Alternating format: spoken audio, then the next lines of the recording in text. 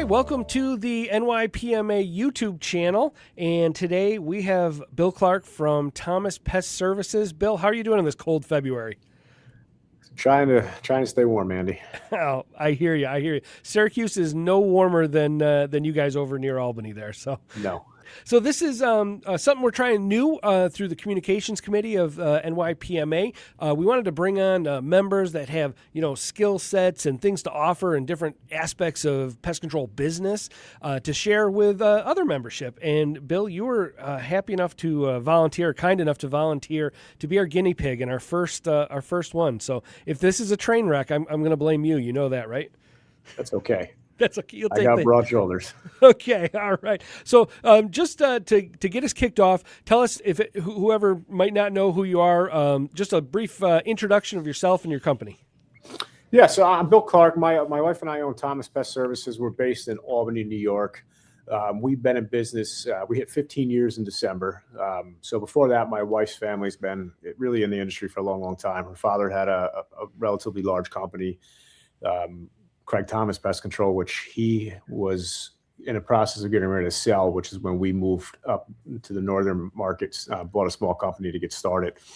Before her father, actually, her uncle and her grandfather also had pest control companies too. So, oh, wow. This family's been doing pest control since the mid 40s, which is pretty exciting. In the last 15 years, we have, grown up to over about 70 employees this year. We tapped out, hoping to break 80 this year.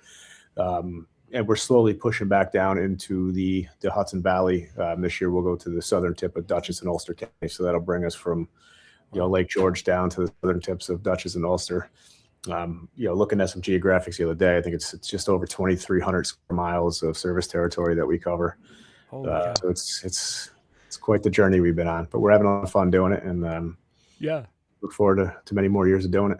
For sure. Now, is that out of just the one branch there in Albany, or do you have no? So we have three locations now. So we have our headquarters here in Albany, which is a pretty new building for us. We moved over here in September from, one not too far away. But this just gives us a little bit better visibility, a little bit more room for offices and leadership team. We have one down in Hudson too, which is kind of halfway down our service territory, and we have a really small satellite down in Kingston that will probably be looking with the expansion to probably find a bigger home down there so we can start housing some more stuff. And service that market as well. Sure. So you're up and down the Hudson River. Up and down the Hudson River. Yeah, if people aren't familiar with the geography of New York between Albany and New York City, the Hudson River there. So we were going to talk about sales today. I threw out there, what do you think your strength is and what do you want to talk about? So tell us a little bit about Thomas Pest Services sales. Are you selling residential and commercial, or is it just one or the other? Do you have a favorite there? Yeah, no, we dabble in both. Probably running closer to 75% residential, 25% commercial. We don't really have a preference, one or the other. We feel like residential is probably a little easier to gain traction with, through marketing and some of the call to action stuff that our marketing team is doing really, really well. As you know, commercial could be a little bit more tricky. You got to get a little bit more into the thoughts on how you want to go after it and get that. So we do a lot of it, but not as much as we do on the residential side. Gotcha. Now, so do you have like different salespeople? Does your approach differ for the residential side versus the commercial side? No, we have 8 sales reps altogether. 4 of them are inside sales reps, 4 of them are on the outside. We focus a lot of, all commercial goes to outside sales. I think it's one of those ones that you really have to get some eyes on, figure out what's working, what's not working, what they truly need before you custom tailor that program. Yeah. So of the 4 outside sales guys we have, 3 of them are trained to do commercial. Gotcha. One of them being a little fresher. We'll get there at some point, but I think it's easier to focus residential till you get your feet wet and more comfortable talking about pest control and the benefits. Yeah. So now, aside from the division of residential sort of staying inside more and commercial going outside, is there a time where you send an outside rep to residential calls, or is there other ways? The outside team is still running probably predominantly residential leads, unless those commercial come in. So we do it a lot based on really what is their concern. So anything wildlife related, termite, bed bug, we always go out to get some eyes on it. If we get like a noise in the attic, we're unsure what it is. We're not definitive that it's rodent or mice related. We'll send an outside inspector out.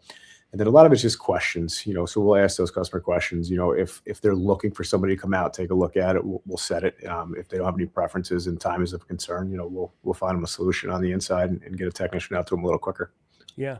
Yeah. So the ones that stay inside, does that go sort of soup to nuts from the call to booking the appointment all inside and no one shows up until the technician is on site to do the service? Is that how that works? Yeah. Okay. Yeah, it's pretty cool. I think it allows us, speed from call to service to be probably 2 or 3 days quicker than it would be to get an outside inspector out there to take a look at it, figure out what it is, offer them a solution, then get them scheduled. Sure. So really, it comes down to the individual. We still have some people that require that or really expect that inspection, and if that's what they're looking for, we're happy to do it for them. Yeah. So do you have instances where your inside people start out with a call and they get, halfway through sort of the process and then they go, you know what, we really need to send somebody, and then they kick it over to an outside person? It happens a lot, based on, it's really hard to tell when the call first comes in, unless they're calling in for squirrels or bats, Sure. how it's going to go and what's truly going on. So I think through asking really, really good questions could help you, really pivot on whether or not we can find a good, suitable solution for them now, or if we really need to get out there, take a look at it, and take a little bit more of a holistic approach to it. Sure. Now, for you guys, do most of the leads that come into the office, are they from your marketing? Are they from, technician referrals? Are they from customer referrals? What's the mix there? Yeah, I'd say probably about 75% of them are coming in through marketing channels. Okay. So we do a really good job of measuring what's working, what's not working, average sale per lead source and all that through HubSpot. And then we'll double down on that. We do have a technician lead program. So if these guys are out servicing their customers, they find stuff, they talk to them about it, they can submit that lead into the office, and the inside sales team will take it from there. And then the remainder of it really comes from just referrals, our different technicians or our sales folks out there working with people, asking the questions, anybody else that could benefit from that. So we do get some good creative that way as well. Yeah. Is there like incentive for technicians to drum up referrals? Yes, we give them a spiff on everyone they send in.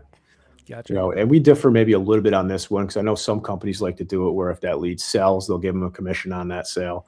We pay them straight up for the lead regardless, as long as it's qualified and vetted. And that comes with a little bit of pushback, but at the same time, we're also not expecting the leads that we get from Google to be sold before we pay them.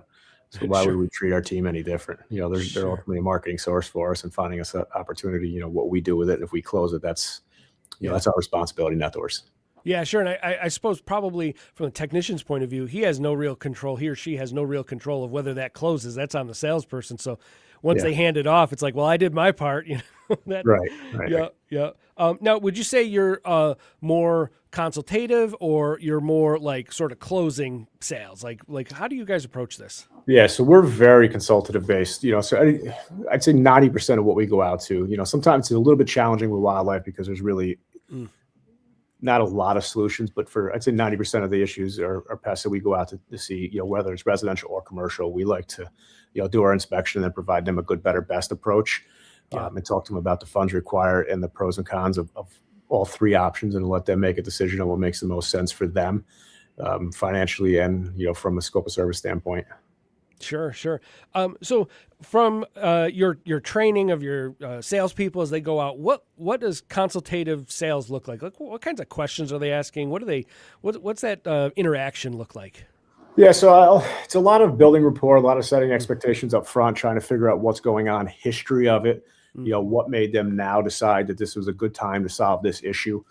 I think that it speaks volumes to where people's headset space is at with these things. Everybody's got a different call to action. Yep. And that call to action may have changed over the years. So trying to really figure out what led them to looking for a pest control company, what's important to them in a pest control company, because we can do things on the less expensive side. We could do things on the more expensive side. And a lot of times with that comes permanent results versus, maintenance or speed to result, so it really comes down to what makes the most sense for the customer and their budget. Are they looking for a quick solution that may not be as permanent? So maybe that's one of our better approaches to it, but it's going to be a little bit more expensive. If they're more patient and have some time, they could probably save a little bit of money without doing some spots. And if they're all about speed and long-term performance, we got you covered there too. It's just going to be a little bit more money and a little bit different approach up front.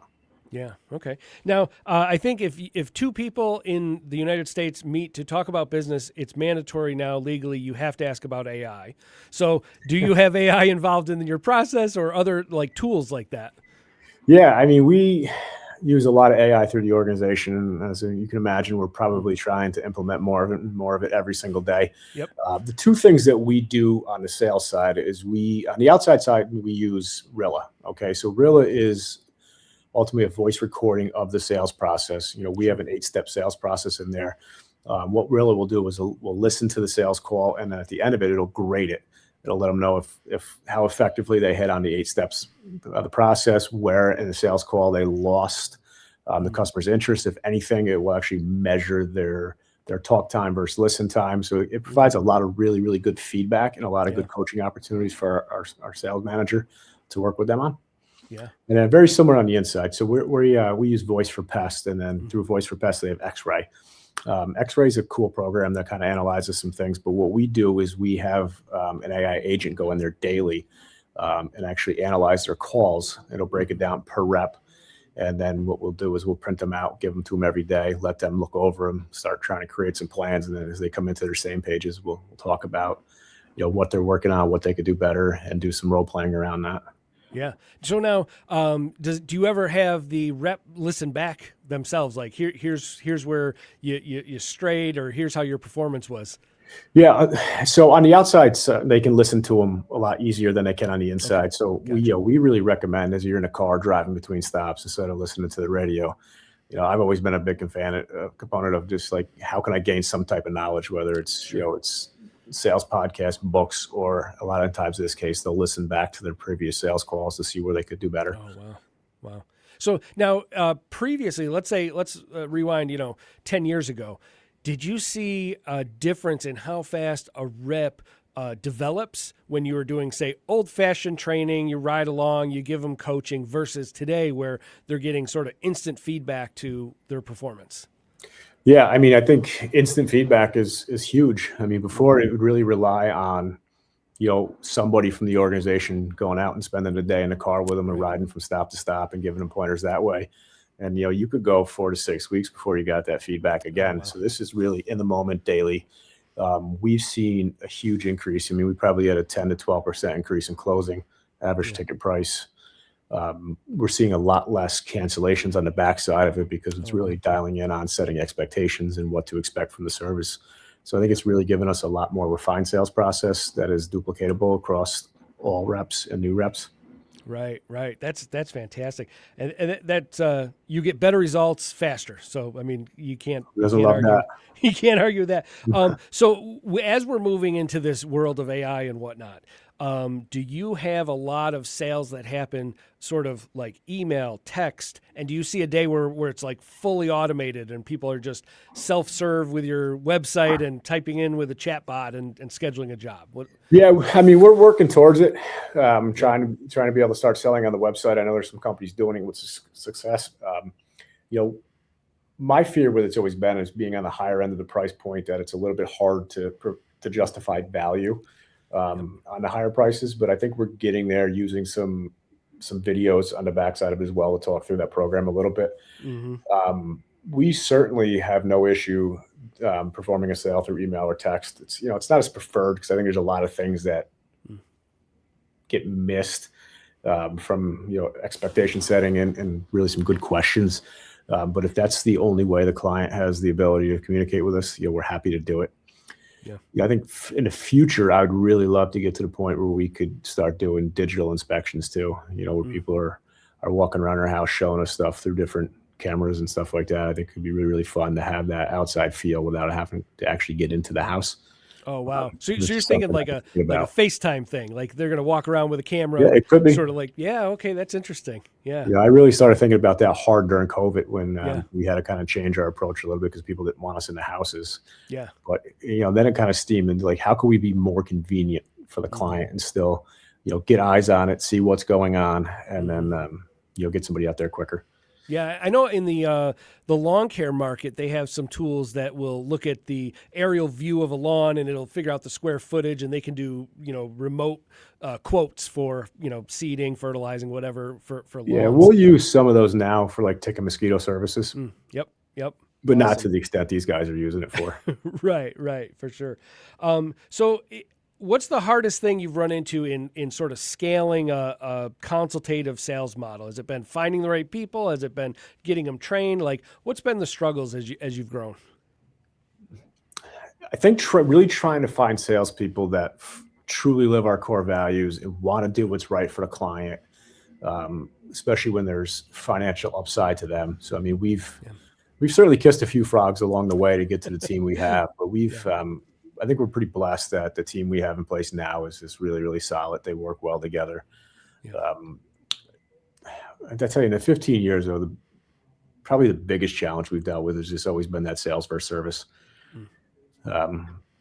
Over the years, service always thinks they're overselling. Sales always thinks that they're complaining about this, but once we all got on the same page and both sides realize that we take a very consultative approach, give them options, and this is the option the client chose. I think it really helped bridge that gap back together, which has been amazing to see and feel. It's a lot less headaches.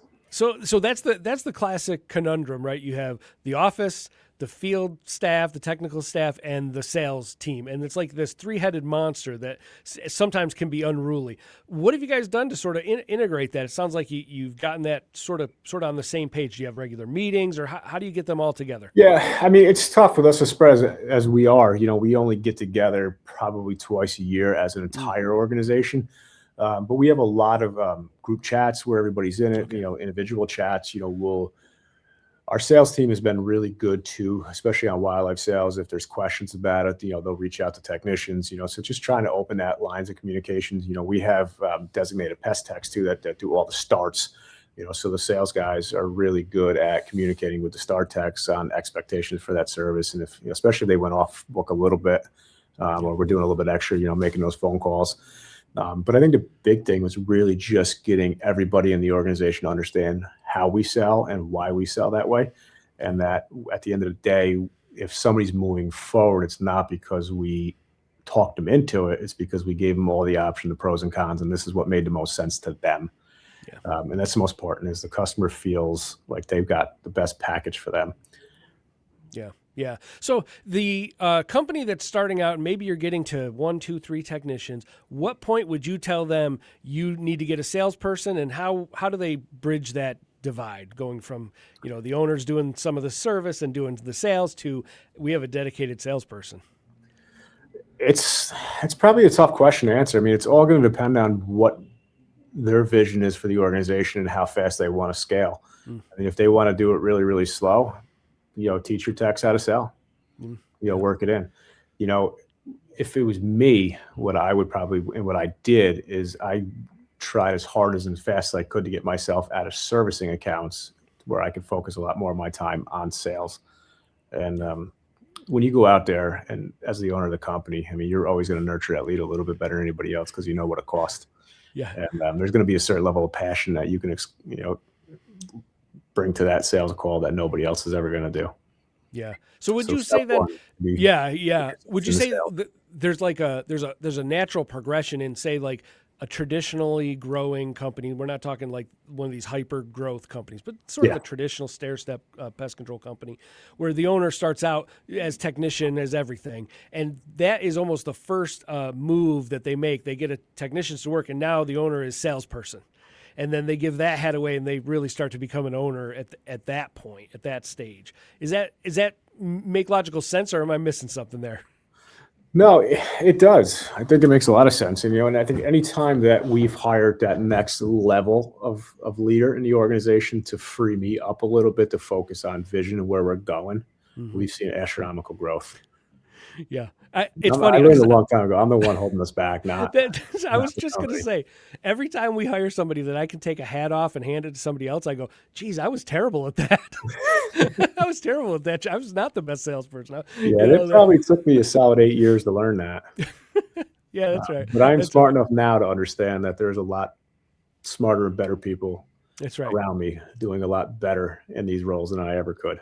Yeah, it's funny because your job really becomes finding and getting those people on your team. That's like most of your job at this point, probably. Talent acquisition. That's right. So where do you see sales going in the next 5 to 10 years? Like, are we going to have robots doing the inspections for us? Like, what are we looking at here? I don't know about robots, but I think there's going to be a lot more stuff that's going to come out with AI and different sensors in houses to start giving instant feedback as to what's going on.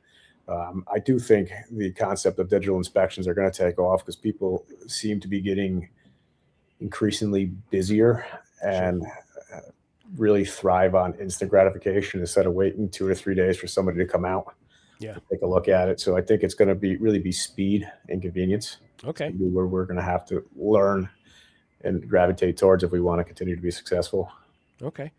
So the things where we can streamline our process and make that sales process as convenient for the customer as possible is really the next phase we're going to be. And it could take a lot of different forms, like you're saying. A lot of different forms. Yep. The challenge now is a lot of people can't even get through a 2-minute video without getting sidetracked and swiping to the next one. So, I mean, it's like, how do we figure out who is going to be calling? How do we get in front of them? How do we get that information to them in that 30 to 45-second window to capture their attention and then make it super simple to get signed up for?